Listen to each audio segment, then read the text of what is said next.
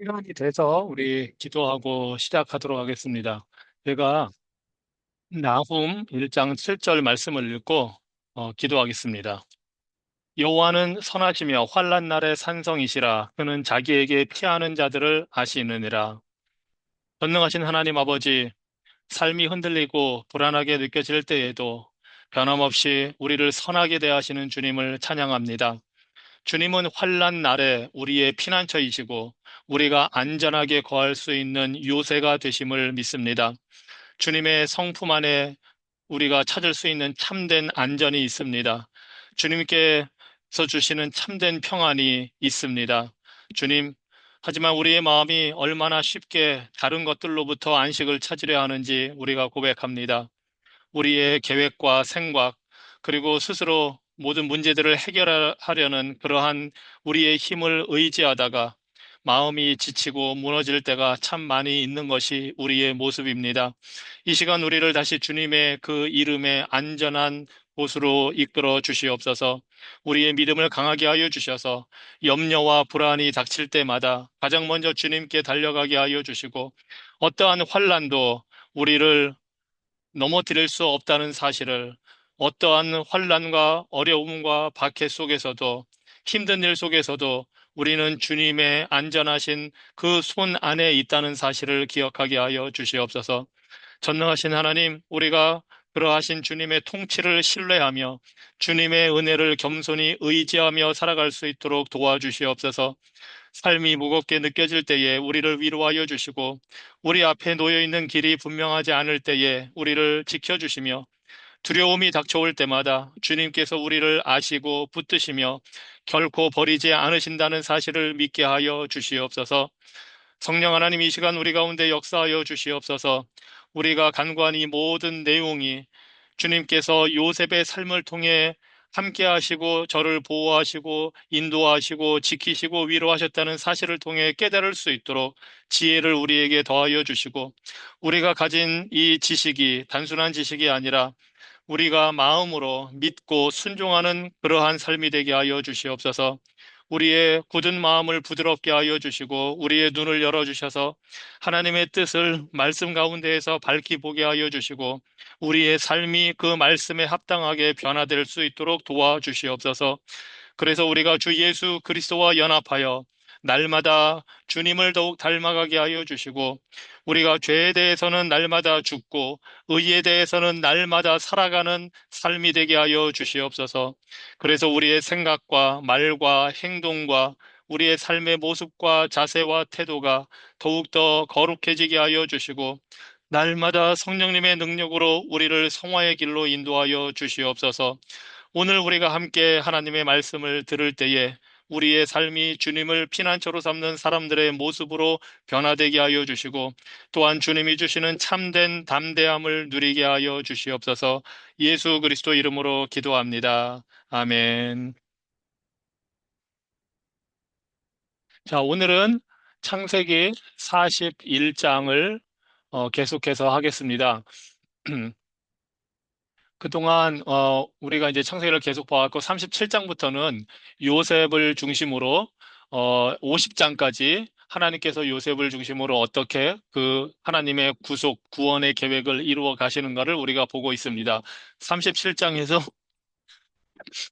요셉이 이제 그 꿈을 꾸고 채색 옷을 입고 그렇게 하다가 이제 형들로부터 팔려가는 그러한 장면, 어릴 때의 모습, 약 17세 그때 팔려가게 되거든요. 그러니까 그 사춘기 때의 모습이 나와 있고 38장은 우리가 본 대로 요셉의 형들 중에 특별히 유다의 행해를 그 가정을 통해서 하나님의 섭리하시는 인도하심을 우리가 보았고요. 이제 39장에서는 다시 요셉으로 돌아와서 요셉이 보디발의 가정에 팔려가서 노예로 살다가 그곳에 인정을 받고 가정을 다 다스리는 총무로 말하자면 매니저로 높아졌던 모습을 우리가 보았습니다. 그러다가 보디발의 아내로부터 모함을 받고 감옥에 갇히게 되는 그 장면이 이제 39장에 나오고요. 40장에서는 감옥에서 술 맡은 관원장, 떡 맡은 관원장을 만나서 그들의 꿈을 해석해주는 장면이 이제 40장에 있었습니다.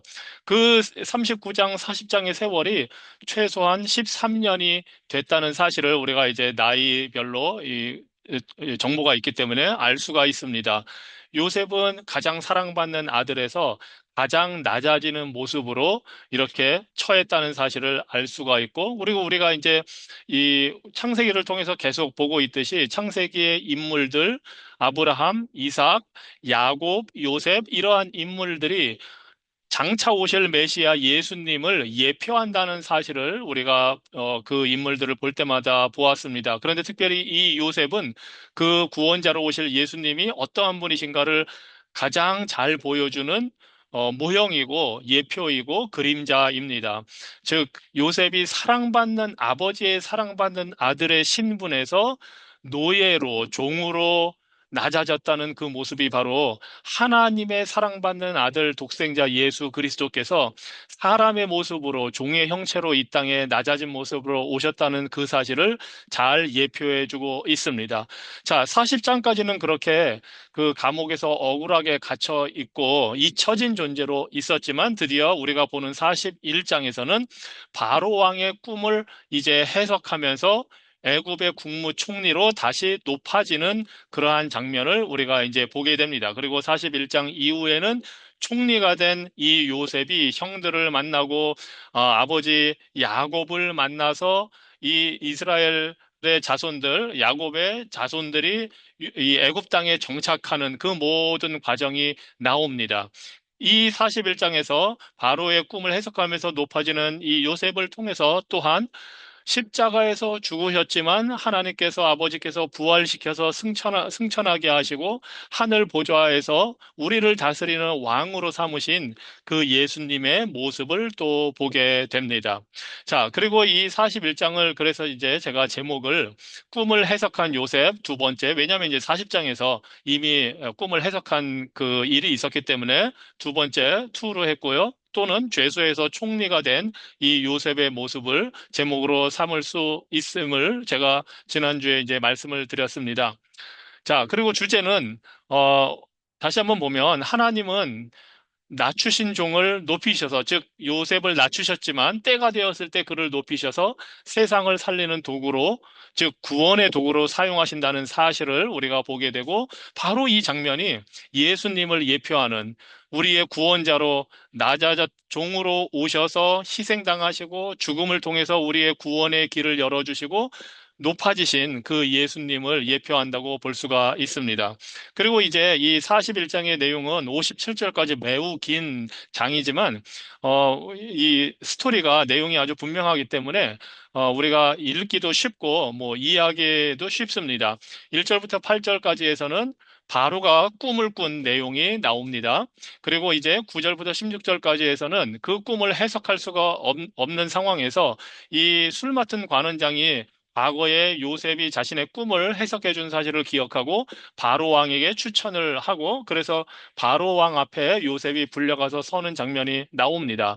그리고 이제 17절부터 32절에서는 이 요셉에게 바로가 자신의 꿈 내용을 얘기하고 요셉이 그것을 해석하는 장면이 나오고 33절로 36절에서는 그 꿈의 내용이 이러하니 이런 일을 하십시오 하고 요셉이 정책을 제안하는 장면이 나옵니다. 그리고 그 이야기를 듣고 바로가 이 요셉이야말로 너야말로 그 일을 맡을 만한 적임자다 해서 총리로 이제 세우는 장면이 37절로 45절에 나옵니다. 그리고 이제 46절 이하에서는 요셉이 꿈을 해석해 준 그대로 이루어져서 흉년 7년이 들고 그 다음에 흉년이 다가오는 그 이 장면이 펼쳐지고 그 과정에 이제 요셉이 어떠한 일을 했는지 그리고 요셉의 가정이 어떻게 형성이 됐는지 그러한 장면이 나옵니다. 그래서 우리가 지난주에는 앞부분 이 꿈을 해석하는 요셉의 장면까지 우리가 어느 정도 보았습니다. 그래서 오늘은 그 요셉이 꿈을 해석하는 25절, 창세기 41장 25절 이하를 중심으로 우리가 오늘 내용을 보면서 41장에 나타난 하나님의 그 가르침을 우리가 볼 텐데요. 이 41장을 보면서 우리가 생각할 수 있는 큰 주제는 세 가지가 있는데 바로 이것입니다. 하나님의 주권, 하나님이 통치하신다는 사실, 하나님의 주권적인 역사가 어떻게 나타나는가를 우리가 볼 수 있고요. 또 하나는 거기에 비해서 상대적으로 이 바로와 같이 그 당시에 가장 강력한 나라인 그 애굽의 통치자들이 얼마나 무력한 존재인지를 우리가 볼 수가 있습니다. 그리고 특별히 요셉의 신앙을 중심으로 해서 요셉이 하나님을 어떻게 이해하고 있었는지, 하나님을 어떤 분으로 보고 있는지 그 사실을 우리가 볼 수가 있고, 그걸 통해서 우리가 하나님이 주권적으로 다스리시고 인류의 모든 위대한 통치자들이 하나님 앞에서 무기력하고 무능력한 통치자들이라면 우리는 하나님을 어떤 분으로 이해하고 봐야 하는지 우리 역시 요셉의 그 신앙을 통해서 이 사실을 볼 수가 있습니다. 자, 그래서 오늘은 25절 이하의 말씀을 우리가 보면서 계속해서 나가도록 하겠습니다.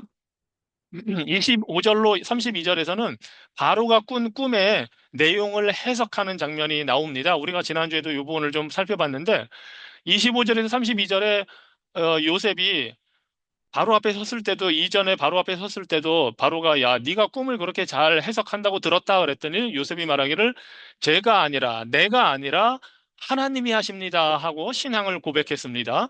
그 이방인들에게 우상들을 섬기는 이방인들에게 요셉은 담대하게 자신의 신앙을 고백했습니다. 그리고 그렇게 고백한 그대로 25절 이하에서도 지금 하나님의 이름을 이야기하고 있습니다. 그 전에 15절, 16절에서 내가 아니라 하나님께서 대답을 하시리이다 이렇게 말을 했는데 25절부터는 하나님이 그가 하실 일을 바로에게 보여주신 것입니다 하고 꿈의 내용을 지금 이야기를 하고 있습니다. 하나님이 보이셨다 하는 일을 이야기를 25절, 28절, 32절에서 세 번이나 강조해서 이야기를 합니다. 이것이 바로 어, 요셉의 신앙, 하나님이 어떤 분인가를 지금 믿음으로 고백하는 장면입니다. 정말 이방인들 앞에서 하나님을 이렇게 고백합니다. 그러면서 이제 7년 동안은 흉년이 있을 거고 그 꿈의 내용을 해석해 주는 겁니다. 7년 동안은 풍년이 있을 것이다. 이렇게 해석을 합니다. 참 이거 대단한 믿음입니다. 아니, 뭐 자신이 해석한 대로 이루어지지 않으면 자신의 뭐 그것 때문에 뭐 죽임을 당할 수도 있을 수도 있습니다, 사실. 그 바로라는 그 강력한 나라의 통치자 앞에서 7년 흉년, 7년 풍년, 7년 흉년 했는데 그게 맞질 않았다. 그러면 어 가장 심한 경우에는 사형을 당할 수도 있고 그렇지 않다 해도 다시 노예로 될 수도 있고 굉장히 어떤 일이 벌어질지 모릅니다. 하나님에 대한 믿음이 아니라면 이런 이야기를 할 수가 없지요. 요셉은 하나님이 꿈을 주셨고 계시를 주셨고 바로에게 어떤 일이 벌어질지를 그리고 그 일을 반드시 이루신다는 사실을 믿고 이런 이야기를 한 겁니다. 그리고 참 이런 것이 사실 쉽지 않은 게 지금 오늘날에도 누군가가 나타나서 전 세계 마이크 앞에 서서 카메라 앞에 서서 누군가가 어, 앞으로 7년 동안 풍년이 있는데 그걸 잘 모아서 준비해 놓으면 그 후에 7년 흉년이 닥칠 것을 우리가 준비할 수 있습니다. 얘기를 한다면 그게 그대로 맞으면 당연히 사람들이 그렇게 말한 사람을 인정할 뿐만 아니라, 가령 요셉을 인정할 뿐만 아니라, 요셉이 믿는 하나님도 인정할 겁니다. 그런데 틀리면 하나님의 명예와 하나님의 이름과 하나님의 그 모든 것이 사람들로부터 부정을 당할 겁니다. 그런데 요셉은 지금 담대하게 하나님을 믿고 고백을 합니다. 심지어 32절에서는 바로께서 꿈을 두 번 겹쳐 꾸신 것은 하나님이 이 일을 정하셨습니다. 하나님이 아예 이것을 계획하고 정했다고 지금 선포하는 겁니다. 하나님이 속히 행하시리니. 이것이 이 요셉이 하나님에 대해 가진 믿음이고 요셉이 생각하는 하나님입니다. 하나님은 주권적인 통치자로서 모든 인간 통치자들을 다스리시고 역사를 다스리실 뿐만 아니라 자연 현상도 다스리는 분이라는 사실을 지금 믿고 그렇게 담대하게 선포하는 겁니다.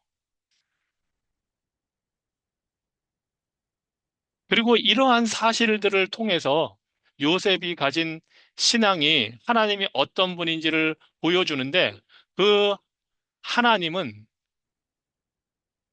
무엇보다 이 41장을 통해서 바로에게 꿈을 통해서 보여주시고 이렇게 하는 그 하나님은 무엇보다 반드시 계시하시는 하나님이라는 사실을 지금 요셉이 믿고 고백을 한 겁니다. 그리고 그 사실이 요셉뿐만 아니라 성경 곳곳에 나와 있습니다. 하나님은 어떤 일을 행하실 때에 반드시 알려주십니다.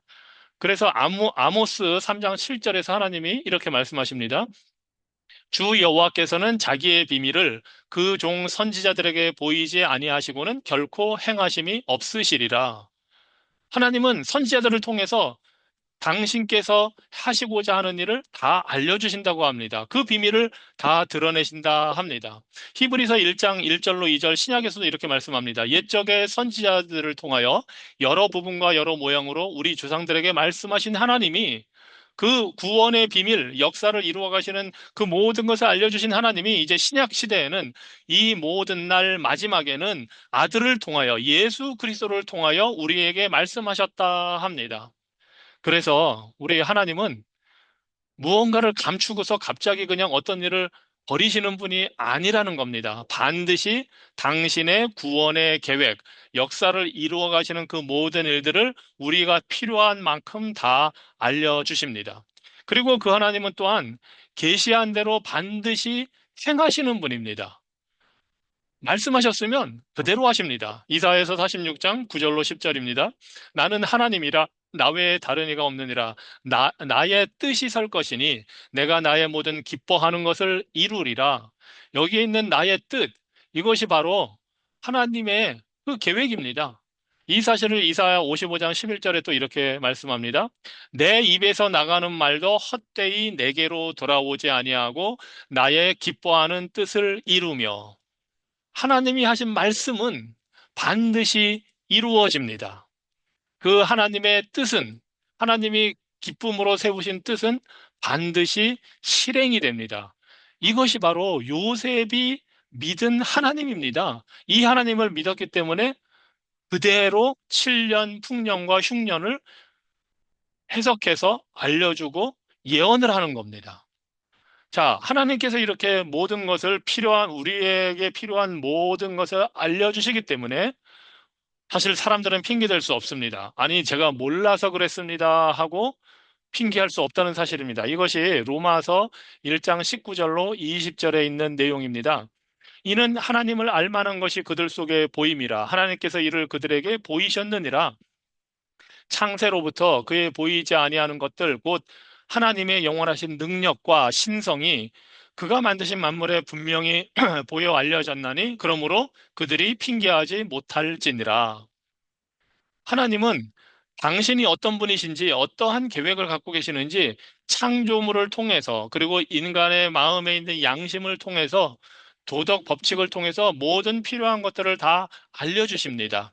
그리고 또 말씀을 통해서 우리가 위에서 본 것처럼 선지자들에게 알려주셔서 하나님이 어떤 일을 행하실 것인지도 다 알려주십니다. 그래서 우리는 하나님이 저한테 안 알려주셔서 제가 몰랐습니다 하고 핑계를 댈 수 없다는 사실입니다. 아마 우리가 하나님에 대해서 모르는 것은 우리가 말씀을 통해서 듣고 알아야 할 내용이지 하나님이 어떤 분인지 몰랐기 때문에 제가 하나님을 잘 몰라서 순종을 못했습니다라든가 말씀에 있는 것을 몰라서 제가 그렇게 안 했습니다 하고 말할 수가 없습니다. 그래서 우리가 사실은 지금 이렇게 말씀을 공부하고 있는 겁니다. 하나님이 어떤 분이신지를 더 잘 알기 위해서 그리고 하나님을 알고 하나님의 뜻을 배워서 그대로 순종하기 위해서 지금 말씀을 공부하고 있는 겁니다. 그리고 바로 이것을 하나님이 원하시는 겁니다. 하나님이 선지자들 보내서 말씀을 전해 주셨으니 요셉을 통해서 애굽에 어떤 일이 그 세상에 어떤 그 당시 전 세계에 어떤 일이 벌어질지를 하나님이 알려 주셨으니 그것을 모른다고 핑계할 수 없고 그래서 닥쳐올 흉년 7년 흉년을 대비하지 못하고 그냥 하나님이 이런 재난을 보내서 우리가 멸망하게 됐습니다 하는 소리를 못하도록 하나님은 다 알려주신다는 사실입니다. 그것은 처음부터 그랬습니다.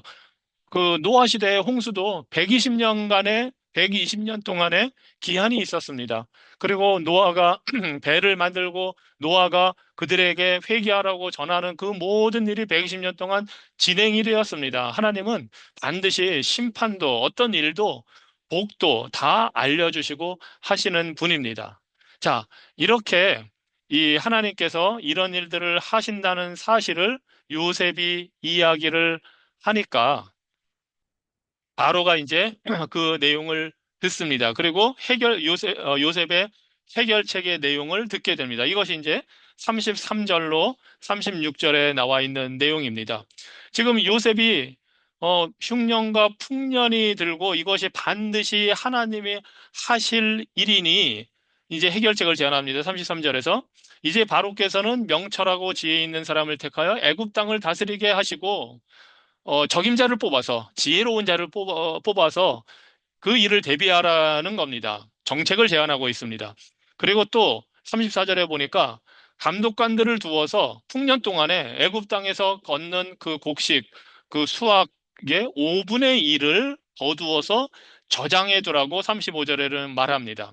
각 성마다 사람들이 사는 그 지역마다 말하자면 창고를 짓고 그 5분의 1씩 걷어들인 거를 거기다가 잘 보관을 하면 36절에 그러면 이 흉년 동안에 멸망하지 않을 것입니다 하고 이제 요셉이 정책을 제안합니다. 하나님이 하신다는 것을 분명하게 믿었기 때문에 또 거기에 맞는 정책을 제안을 하는 겁니다. 자, 그런데 이 상황을 보면서 우리가 생각해 봐야 할 것이 있습니다. 하나님은 분명히 어떤 일이 일어날 것이라고 말씀하셨습니다. 7년의 풍년, 7년의 흉년. 자, 그렇다면 하나님이 말씀하신 대로 모든 게 다 이루어지니, 그럼 그럴 때에 우리들은 어떠한 자세를 보이고 어떤 행동을 해야 되는가를 우리가 생각해 볼 필요가 있습니다. 어떤 사람들은 하나님이 예정해서 모든 것을 다 선택하신 대로 하시니 우리는 그냥 거기에 대해서 할 것이 없다. 가만히 있기만 하면 된다 하고 생각을 하는 사람들도 있습니다. 전혀 그렇지 않다는 사실을 지금 이 요셉이 보여주고 있는 겁니다. 7년, 흉년, 풍년이 올 것이니 이런 일들을 우리가 해야 합니다 하고 정책을 제안하고 있는 겁니다.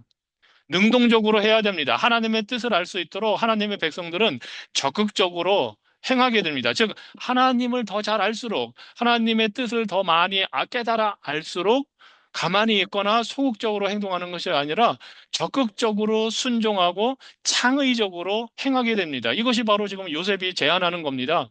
아, 이런 일이 있을 것이니 훌륭한 감독관을 세워서 정책을 집행하십시오.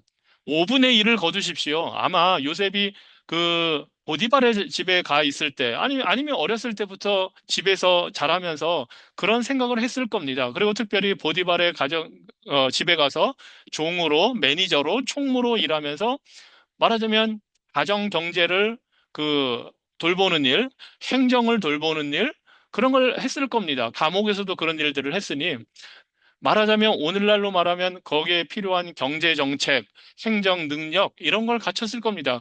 그리고 그 지혜를 바탕으로 어떻게 해야 되는지를 적극적으로 해야 된다는 사실을 지금 보여주고 있습니다.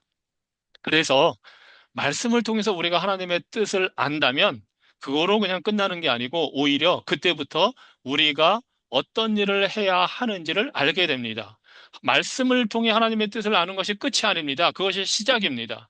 그리고 행동으로, 순종으로 나타나게 됩니다. 이것이 전도에도 그대로 적용됩니다.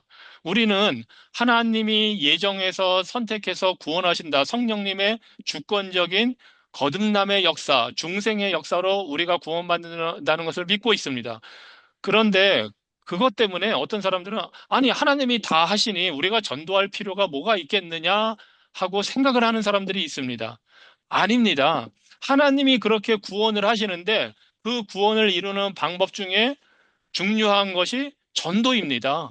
하나님이 전도를 통해서 선교를 통해서 그 하나님의 예정과 선택과 중생의 모든 역사를 이루십니다. 그래서 우리가 전도하는 겁니다. 우리가 선교하는 겁니다. 그것이 사도행전을 통해서 우리가 보는 모습 아닙니까? 바울과 그 선교팀이 어디를 가든지 때가 되면 틈만 나면 열심히 전도합니다.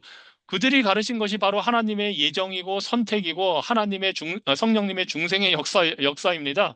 그런데 그것을 가르치는 선교팀이 아주 열심히 복음을 증거하는 일을 하는 겁니다. 그래서 우리들도 그렇게 해야 합니다. 그렇게 할 수가 있습니다. 그리고 우리는 장차 어떠한 결말이 올지도 알고 있습니다. 왜냐하면 하나님께서, 예수님께서 이미 어떤 결과가 있을지를 말씀해 주셨기 때문입니다. 요한계시록 7장에 보면 모든 나라와 족속과 백성과 방언에서 능히 셀 수 없는 수많은 무리가 구원을 받아서 보좌 앞에 서게 될 것이라고 이미 예언하셨습니다. 말씀하셨습니다. 그리고 그 말씀을 우리의 전도를 통해서 이루도록 방법을 주셨습니다.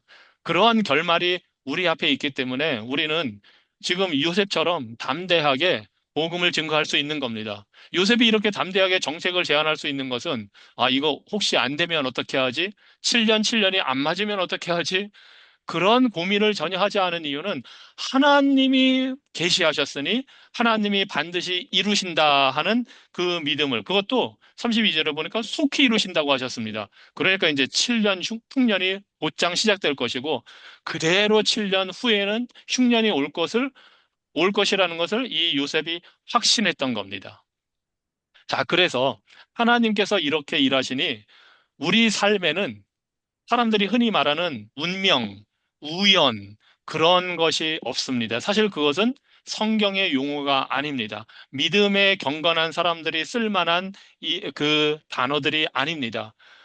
그냥 세상에서는 그런 이야기를 많이 씁니다. 이거는 운이다, 우연이다, 우리의 만남은 우연이다. 뭐 그런 식으로 많이 말을 합니다. 그것은 그 삶을 이해하는 방법이기는 합니다. 그리고 그런 이야기들을 많이 합니다. 하지만 믿음의 사람들에게는 우연이나 운명이 아니라 하나님의 섭리가 있습니다.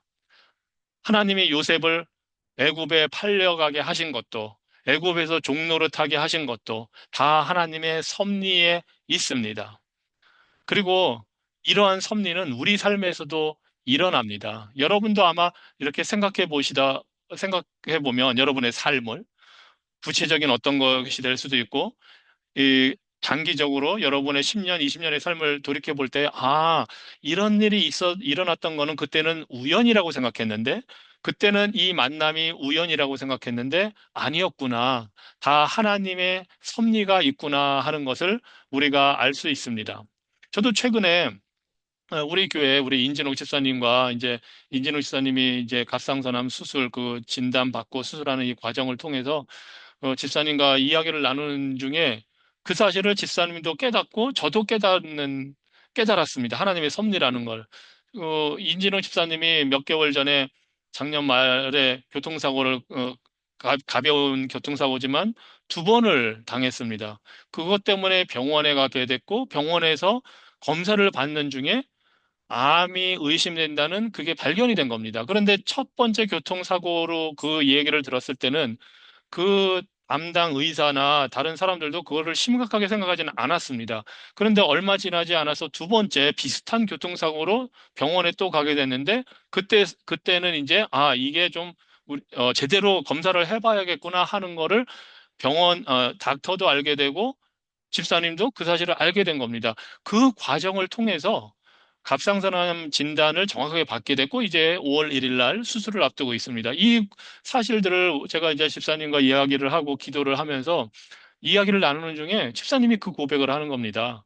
두 번의 교통사고가 아니었다면 사실 쉽게 찾아내기도 힘들었을 거고 그때는 교통사고가 왜 났는지는 몰랐지만, 왜 그런 불편한 일들이 있는지 몰랐지만, 지금 돌이켜보면, 이게 하나님이 그렇게 하셨다 하는 거를 깨달았다는 겁니다. 그리고 저도 그 상황을 보면서 하나님의 섭리라는 것을 알게 됩니다. 이것이 바로 우리 삶에 하나님께서 섭리로 역사하시는 겁니다.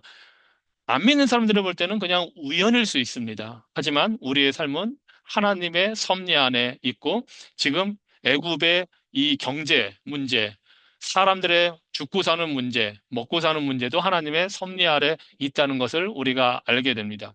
그리고 이러한 하나님의 섭리, 보이지 않는 하나님의 주권, 눈으로는 쉽게 보이지 않지만 그것이 또 잘 나타나 있는 성경 구절이 바로 전도서 3장입니다. 여러분 아마 전도서 3장 읽어보셨고 또 잘 아실 수도 있습니다. 1절은 이렇게 시작이 됩니다. 범사에 기한이 있고 천하 만사가 다 때가 있나니. 그리고 2절부터 10절은 여러 가지 내용이 이제 쭉 나오죠. 날 때가 있고 태어날 때가 있고 죽을 때가 있으며 심을 때가 있고 심은 것을 뽑을 때가 있고 죽일 때가 있고 치료할 때가 있고 허물 때가 있고 세울 때가 있고 울 때가 있고 웃을 때가 있고 슬퍼할 때가 있고 춤출 때가 있으며 돌을 던져버릴 때가 있고 돌을 모아 거둘 때가 있고 안을 때가 있고 않는 일을 멀리할 때가 있고 이런 식으로 이제 사람의 우리 인생의 삶의 그 순간순간마다 어떠한 때가 있다는 거를 제시를 합니다. 솔로몬이. 그런데 그 모든 것이 기한이 있고 때가 있다는 겁니다. 그런데 그 모든 것이 11절에 보니까 하나님이 모든 것을 지으시되 때를 따라 아름답게 하셨고 또 사람들에게는 영원을 사모하는 마음을 주셨느니라. 그러나 하나님이 하시는 일의 시종을 사람으로 측량할 수 없게 하셨도다. 우리 삶에 일어나는 우연처럼 보이는 이 모든 일들이 하나님의 정하신 때를 따라 일어났고 그것이 다 아름답게 하셨다는 겁니다. 우리가 볼 때는 죽는 것은 슬픔이고 생명이 태어나는 것은 기쁨이고 또 성공할 때는 기쁨이고 실패할 때는 아픔이고 슬픔이 되겠지만 그 모든 것들이 하나님의 정하신 때에 있고 그 모든 것이 하나님 보시기에 아름답게 하셨다는 겁니다. 그러면서 우리로 하여금 우리는 그 모든 것을 볼 수 없지만 영원을 사모하는 마음, 즉 하나님을 사모하는 마음을 주셨다는 겁니다. 그러면서 놀랍게 이 전도서 3장에서 솔로몬이 이렇게 말합니다. 하지만 이렇게 하나님이 하시는 때를 따라 하시는 그 일을 우리 사람들은 다 깨닫지 못하게 측량할 수 없게 하셨다 합니다. 왜냐하면 우리는 하나님의 피조물이기 때문입니다. 우리는 하나님이 아닙니다. 모든 것을 알 수는 없습니다. 하나님이 알려주시는 것을 우리가 알게 되는 거고, 그것도 어떤 때는 나중에 깨달을 수도 있습니다. 또는 요셉과 같은 사람을 통해서 해석을 들어야 깨달을 수도 있습니다. 그리고 또 어떤 것은 다 깨닫지 못할 수도 있습니다. 알지 못할 때도 있습니다. 하지만 이 모든 것이 하나님께서 하시는 일이니, 그래서 14절에 보니까 하나님께서 행하시는 모든 것은 영원히 있을 것이라. 놀랍지 않습니까? 이 세상에서 일어나는 이 모든 일들도 영원히 하나님의 구속 계획 안에서 이제 하나님이 세우신 모든 것은 그 하나님의 뜻에 따라 영원히 존재하게 됩니다. 우리가 죽는 것으로 끝나는 것이 아닙니다. 우리는 마지막 때에 모든 사람들이 육체의 부활을 할 것이고, 그때에 하나님 앞에서 믿는 자들은 영원한 영생의 천국으로 새하늘과 새 땅으로 들어가게 될 것이고, 믿지 않는 자들은 마귀와 귀신들과 영원한 지옥으로 가게 되는데 우리가 이 땅에서부터 하나님 안에서 하나님과의 관계에서 하나님의 뜻을 따라 행하고 때를 따라 경험하고 한 그 모든 일들도 영원히 남아있게 된다는 겁니다. 그러면서 그 위에 우리가 더할 수도 없고 그것에서 덜할 수도 없나니 하나님이 이같이 행하심은 사람들이 하나님 앞에서 경외하게 하려 하심이다 합니다. 우연처럼 보이지만 하나님의 섭리라는 것을 우리가 깨닫는 것이 하나님을 경외하는 것입니다. 그리고 이 땅에서부터 하나님의 그 놀라움을 바라보고 섭리를 바라보고 우리가 행하는 모든 것이 결국 영원한 천국에서 우리가 누리는 것으로 연결이 되는 것이고, 그래서 이 땅에서부터 하나님을 바로 알고 경외하고 하나님을 섬기는 것이 곧 하늘나라에서의 삶을 지금부터 우리가 시작하고 누리고 있는 겁니다. 우리는 천국이 어떤지를 잘 모른다고 생각하고, 천국은 가봐야 한다고 생각하고 우리가 여러 가지 좀 막연하게 상상하는 때가 많이 있습니다. 가장 좋은 것, 어, 보석으로 돼 있고, 시내가 있고, 맑은 물이 있고, 황금과 온갖 보석이 있고, 그, 12열매 열리는 그러한 나무들이 있고, 그런 것은 우리가 이제 시각적으로는 알고 있지만, 과연 천국의 삶이 무엇인가 할 때 우리가 잘 알지 못하고 그냥 막연하게만 생각하는데 우리의 삶이 하나님 안에서는 영원히 있을 것이기 때문에 지금 우리가 하나님과 어떤 관계를 가지고 하나님 앞에서 어떻게 사느냐 하는 것이 곧 천국에서의 영원한 삶과 연결이 된다는 겁니다. 지상에서의 삶과 천국에서의 삶이 완전히 다르고 그것으로 연결이 전혀 없게 되고 그러한 것이 아닙니다. 물론 우리는 천국에 갈 때 완전하게 됩니다. 영화롭게 됩니다. 하지만 이 땅에서부터 그 영화롭게 되는 것을 향하여 성화되어가는 삶을 살게 됩니다. 그렇기 때문에 우리가 이 땅에서 경험하는 것은 단순한 우연이나 운명이 아닙니다. 하나님의 섭리 아래 있습니다. 그것을 알 때에 우리는 하나님을 경외하게 되고 오히려 하나님, 영원한 것, 영생의 삶, 천국, 하나님을 사모하는 마음을 갖게 됩니다.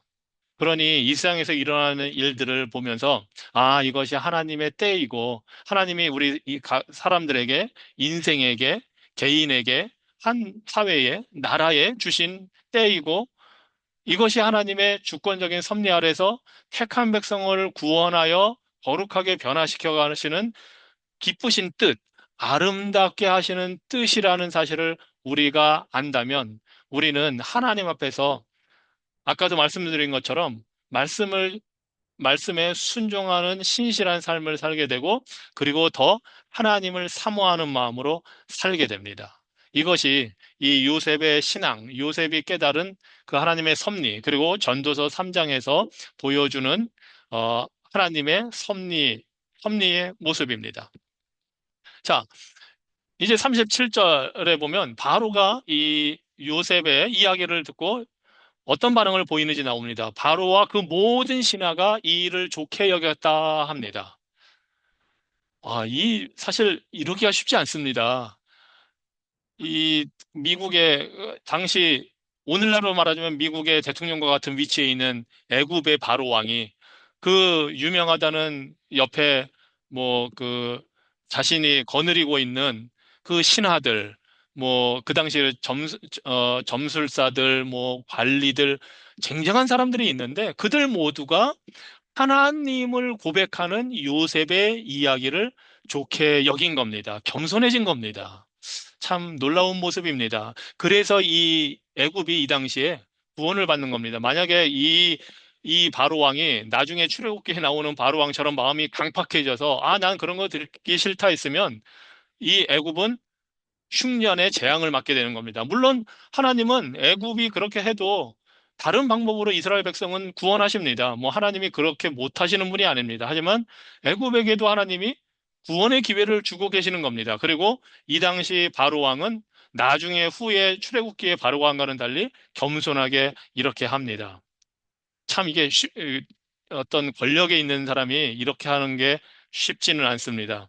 최근에 이슈가 됐던 것 중에 트럼프 대통령이 자신의 모습을 예수님처럼 보이는 것처럼 한 그런 이미지를 올렸다가 사람들의 비판이 많아서 그걸 이제 변명을 하면서 내렸는데 권력자는 쉽게 교만해집니다. 이게 트럼프라는 한 사람의 문제만이 아니고 모든 권력자들의 속성일 겁니다. 왜냐하면 우리 모든 타락한 인류의 모습이 그렇기 때문입니다.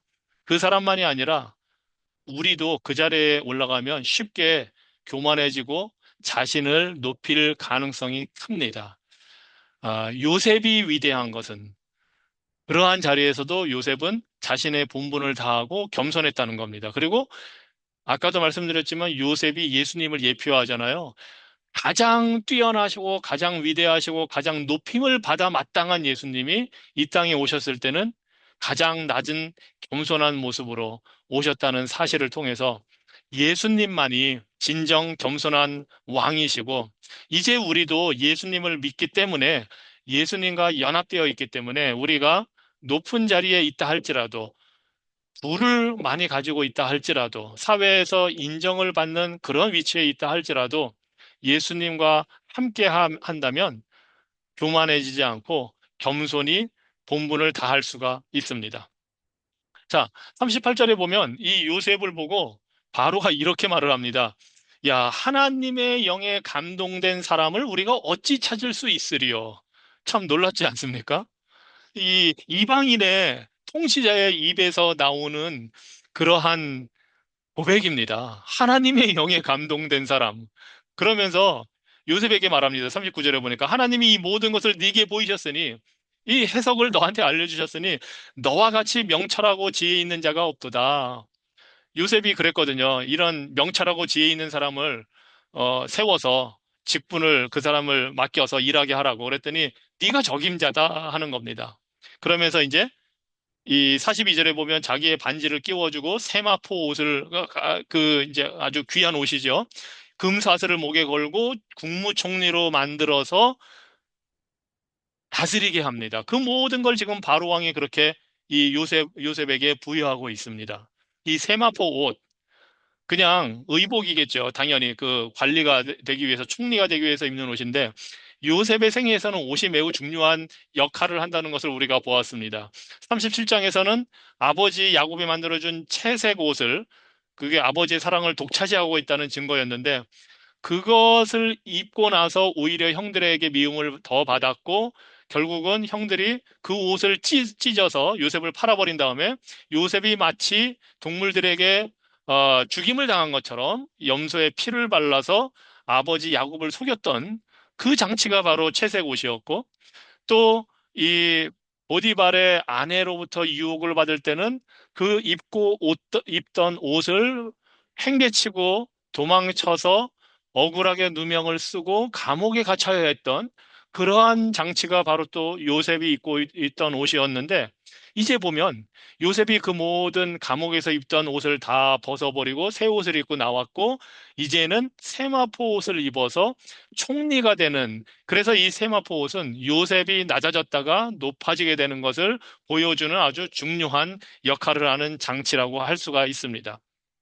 자, 그러면서 이제 이 요셉을 총리로 세워서 어, 온 땅에서 요셉의 명령을 들어야만 한다는 사실을 선포를 합니다. 그리고 요셉의 이름을 사브낫 바네아라고 이렇게 또 바꿔주고 결혼도 시켜줍니다. 그리고 이 모든 일을 하고 나서 요셉이 곧장 45절에 보면 나가서 애굽 온 땅을 순찰을 하고 이 일을 합니다. 46절에 보면 이때가 30세라고 합니다. 야, 13년 동안 다른 나라에, 그것도 이방 나라에, 하나님을 전혀 모르는 나라에 유일한 신앙인으로서 젊은 시절에, 젊은 것도 아니죠. 청소년기에 17살에 팔려가서 신앙을 지키고 믿음으로 그 하나님께서 주신 꿈을 붙들고, 즉 하나님의 계시의 그 소망을 붙들고 이 요셉은 살았고 30세에 애굽 온 땅을 다스리는 총리가 되었습니다.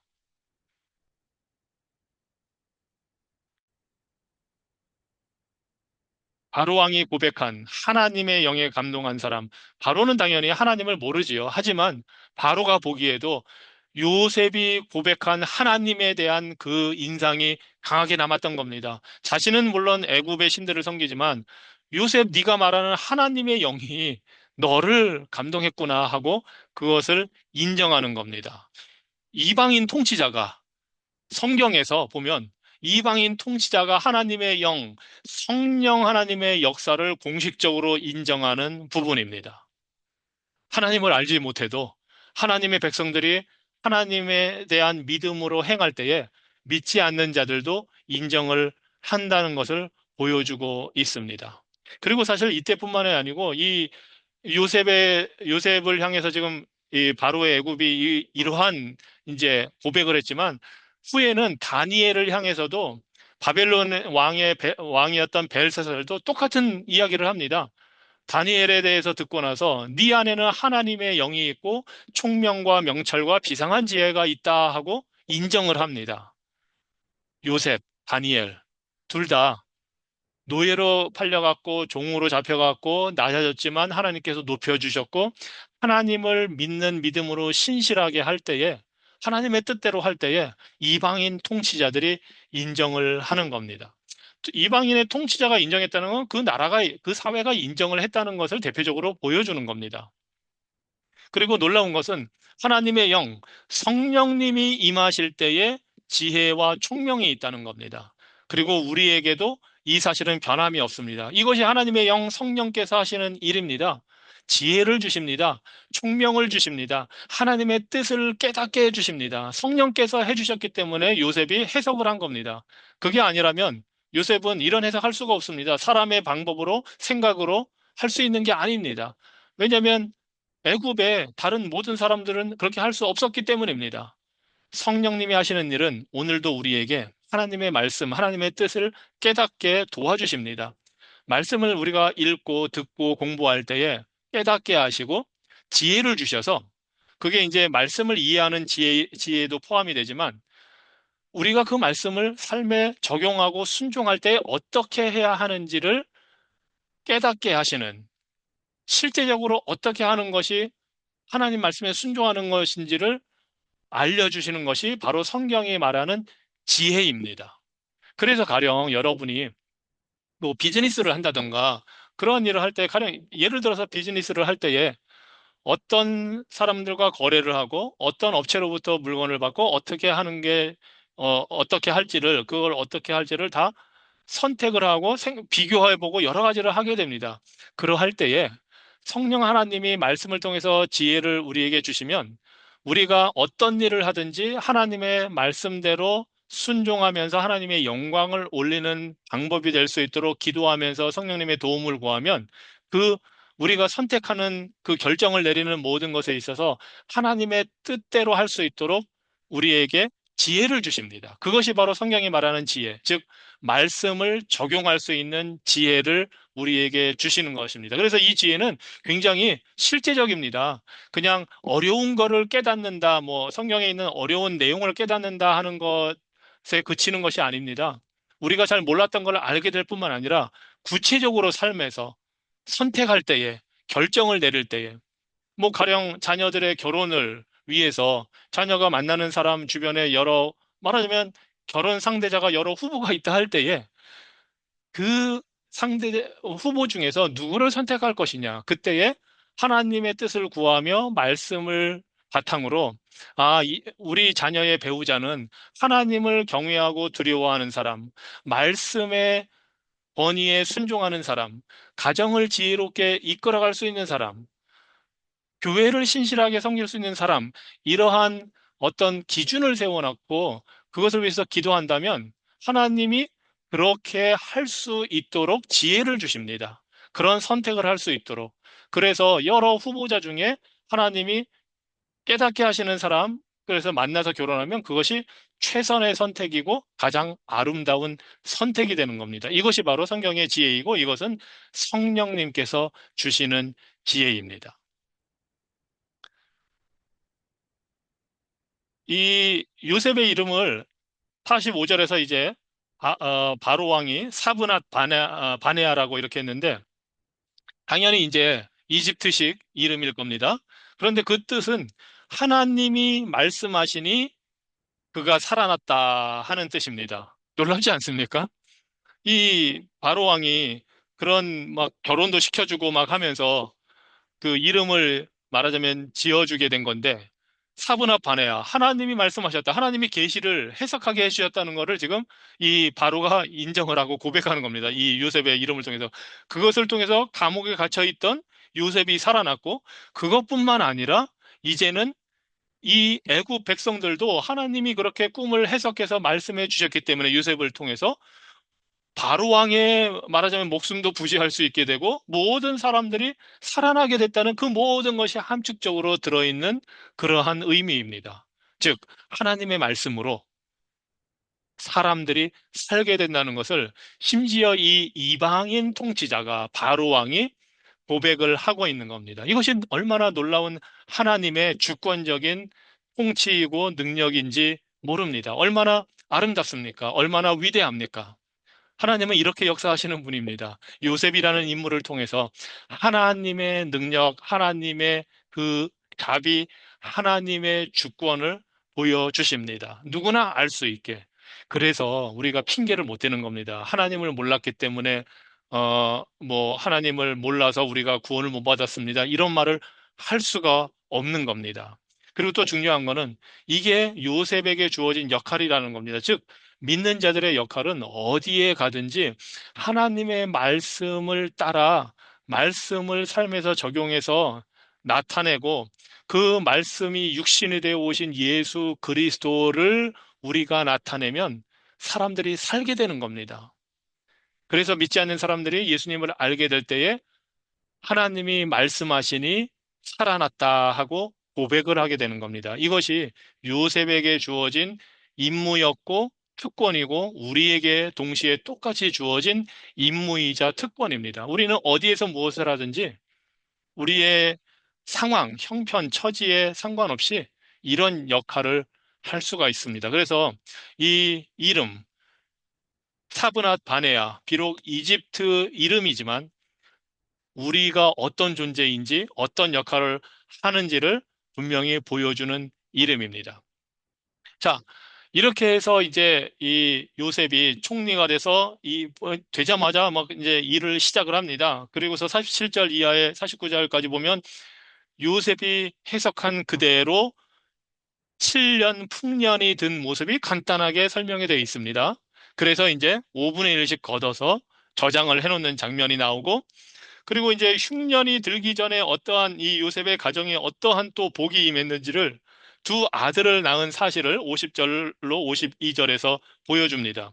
그래서 첫째 아들을 므낫세라고 지었고 둘째 아들은 에브라임이라고 지었는데 이 이름의 뜻이 참 이것이 바로 이제 요셉이 하나님을 어떤 분으로 알고 있는지 요셉의 신앙을 보여주는 겁니다. 므낫세라는 이름의 뜻은 기본적으로 잊어버리게, 망각했다, 잊어버렸다 하는 뜻입니다. 하나님이 그 모든 고난, 아버지 가나안의 땅에서 아버지 집에 있을 때부터 당했던 그 모든 고난을 다 잊어버리게 하셨다. 하나님이 나를 회복시켜 주셔서 하나님의 뜻을 행하는 자로 세워 주셔서 그 모든 고난을 이제 잊게 되었다 하는 의미로 므낫세라고 이름을 지었습니다. 그리고 이제 둘째 아들을 낳고서는 내가 이제 두 배로 복을 받아 번성하게 되었다라는 뜻의 에브라임이라고 이름을 지었습니다. 이게 바로 요셉의 신앙을 나타내는 이름입니다. 그리고 흥미로운 것은 첫째 아들의 이름을 므낫세, 잊어버렸다라고 지은 거고 둘째 아들은 번성했다. 열매를 두 배로 맺었다. 이렇게 에브라임이라고 지었다는 겁니다. 이 순서도 좀 어떻게 보면 정말 의미가 있는 겁니다. 만약에 요셉이 과거에만 사로잡혀 있었다면, 그 쓴 뿌리를 안고 있었다면, 뭐 우리 역시 과거에 우리의 실패나 잘못이나 죄든 아니면 과거에 받았던 어떤 좋은 시절이든 과거에 받았던 축복이든 그 과거에만 얽매여 있다면 우리는 열매 맺는 번성하는 삶을 살 수가 없다는 것을 보여줍니다. 과거의 일은 그것이 좋은 것이든 나쁜 것이든 그대로 두고 우리의 실패이든 성공이든 우리가 이루었던 부이든 우리가 얻었던 성취이든 그것이 뭐 사회적인 명성이든 학벌이든 무엇이든 아니면 정말 숨기고 싶은 어떤 실수이든 잘못이든 그것은 그대로 뒤로 놔두고 잊어버리고 예수 그리스도 안에서 우리가 구원의 은혜를 받아 변화된 사람이 되었으니 그것을 잊어버리고 앞을 향해 나아가야 합니다. 그래서 사도 바울이 빌립보서 3장에서 뒤에 있는 것은 잊어버리고 앞에 있는 것을 잡으려고 내가 쫓아가노라. 표대를 향하여 그리스도 예수 안에서 하나님이 위에서 부르신 부름의 상을 위하여 달려가노라 하고 바울이 고백을 하고 있는 겁니다. 그리고 이제 이러한 요셉, 이제 국무총리가 돼서 결혼도 하고 아내는 이제 그 애굽의 제사장 가문의 그 딸이었고 그렇게 해서 이제 가정을 이루고 살았지만 여전히 아들들의 이름을 말하자면 하나님과의 관계에서 히브리식으로 지었다는 사실을 통해서 요셉은 처음에 팔려왔을 때부터 지금까지 총리가 될 때까지 최소한 13년 그리고 이미 풍년 7년을 지났으니 20년 동안 변함없이 하나님을 믿는 히브리인으로서 자신의 정체성을 지키고 있었다는 사실을 우리가 볼 수가 있습니다. 요셉은 신앙인으로서 구별된 존재임을 잊지 않았습니다. 그리고 우리 역시 그렇습니다. 이 사실을 예수님께서 요한복음 17장 14절 이하에서 이렇게 말씀해 주셨습니다. 내가 아버지의 말씀을 그들에게 주었사오매 세상이 그들을 미워하였사오니 참 놀랍지 않습니까? 하나님이 예수님이 말씀을 주신 자들, 예수님의 제자들, 예수님을 믿는 자들은 세상에서 미움을 당한다는 겁니다. 예수님의 말씀을 붙들고 살기 때문입니다. 그런데 이는 내가 세상에 속하지 아니함 같이 그들도 세상에 속하지 아니함이니이다. 예수님은 이 세상에 오셨지만 구별되신 분입니다. 마찬가지로 예수님을 믿는 사람들도 세상에 있지만 세상에 속하지는 않았다고 합니다. 즉, 예수님이 하늘나라 하나님 나라에 속한 자인 것처럼 우리들도 하늘나라에 속한 자들입니다. 그래서 세상에 있지만 하늘에 속해 있기 때문에 내가 비웃는 것은 예수님이 기도를 하시는 겁니다. 그들을 세상에서 데려가시기를 위함이 아니요 다만 악에 빠지지 않게 보전하시기를 위함이니이다. 우리가 예수님 믿으면 곧장 천국에 가면 좋을 텐데 우리가 볼 때에는 그것이 아님을 그렇게 하는 것이 아니라 우리가 악에 빠지지 않고 이 세상에서 살면서 하나님 나라의 영광을 위해 살도록 예수님이 기도하고 계신 겁니다. 그리고 이 기도하신 대로 우리가 지금 살고 있는 것입니다. 그래서 우리 역시 요셉처럼 예수님처럼 구별된 신분으로 살아갑니다. 요한복음 15장 19절에서 이렇게 말씀하셨습니다. 너희가 세상에 속하였으면 세상이 자기의 것을 사랑할 것이나 너희는 세상에 속한 자가 아니요 도리어 내가 너희를 세상에서 택하였기 때문에 세상이 너희를 미워하느니라. 요새처럼 환영을 받고 높아질 수도 있습니다. 애굽에서 그랬던 것처럼 우리도 어, 요셉과 같은 그러한 성공을 누릴 수도 있습니다. 하지만 궁극적으로 우리는 세상에 속한 자가 아니기 때문에 결국은 미움을 받게 됩니다. 어떤 사람이 그랬습니다. 이 세상은, 전 세계는 헌신된 공산주의자, 즉, 헌신된 무신론자들과 헌신된 그리스도인들의 두 부류로 갈라져서 사는 것이다 합니다. 정말 맞는 말입니다. 우리의 삶을 돌아보면 사회, 한국이든 미국이든 정치 현실, 사람들이 살아가는 모습을 보면 헌신된 그리스도인들 아니면 아주 공산주의에 헌신된 사람들로 갈라져서 사는 겁니다. 그리고 그 중간에 많은 사람들이 있을 수도 있습니다. 하지만 헌신된 자들이 세상을 이끌어갑니다. 공산주의에 헌신한 사람들이 세상을 그렇게 바꾸기 위해서 전 세계적으로 노력을 하고 있습니다.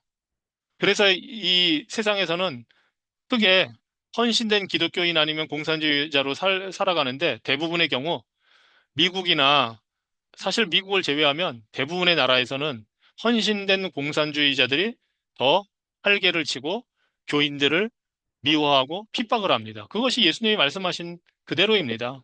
우리는 세상에 속하지 않았기 때문에 우리의 시민권이 천국에 있다 보니 이곳에서 그리스도의 제자로 헌신된 삶을 살 때에는 무신론자들, 공산주의자들이 미워하고 그들의 영향을 받은 언론, 대중매체, 사회, 정치인들, 다른 종교인들, 당연히 그리스도인들을 미워하게 됩니다. 이 미움을 받지 않는다면 우리의 신앙이 올바른 신앙이 아닐 겁니다. 우리는 미움을 받는 것을 두려워할 필요가 없습니다. 그리고 오히려 미움받지 않는 것을 걱정해야 됩니다.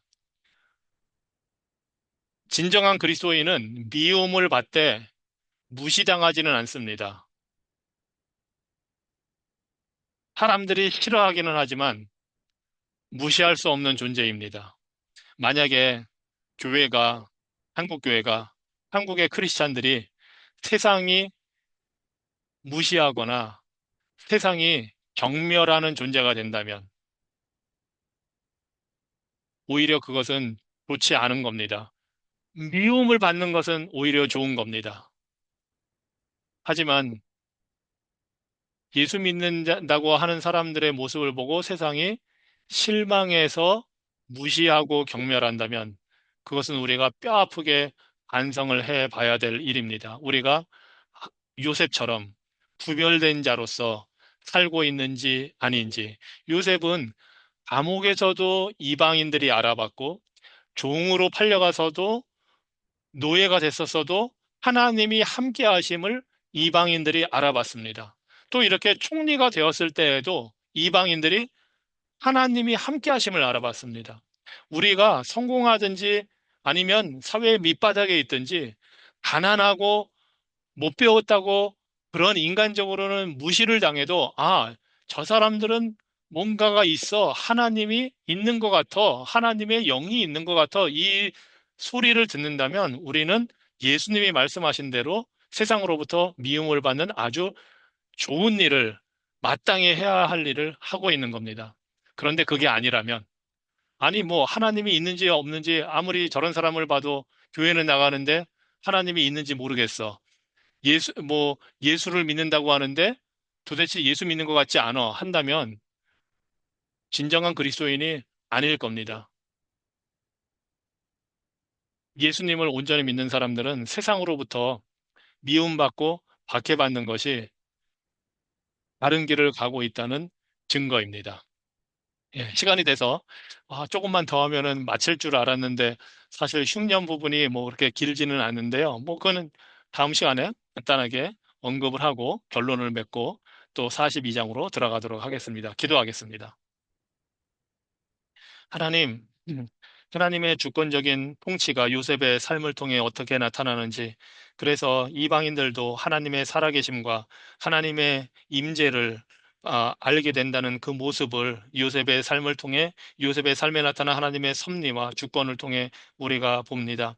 주님, 그 하나님께서 오늘도 우리에게 동일하게 함께 하시고 주권적인 섭리로 우리의 삶을 인도하시니 우리가 요셉처럼 이 세상에 살지만 구별된 자로서 예수 그리스도와 연합하여 천국 시민권자로 이 땅에서 살아가게 되고 이러한 삶을 통해 하나님의 뜻을 이룰 수 있도록 우리를 인도해 주셔서 감사합니다. 주님 원하옵기는 이 땅 가운데서 살 때에 우리의 구원자 되신 예수 그리스도만을 의지하고 바라보고 하나님께서 우리를 통해 이루시는 그 구원의 역사를 우리가 신뢰하고 또 요셉처럼 우리가 어떤 환경과 형편에 있든지 하나님의 뜻을 따라 신실하게 충성하여서 복음을 담대하게 증거하고 그래서 하나님의 영광을 나타내고 하나님이 어떤 분인지를 드러낼 수 있는 그러한 자들 될 수 있도록 성령 하나님 우리에게 함께하여 주시고 우리에게 지혜를 주셔서 우리의 삶에서 하나님의 말씀을 따라 잘 순종하고 어려운 결정, 어려운 선택, 또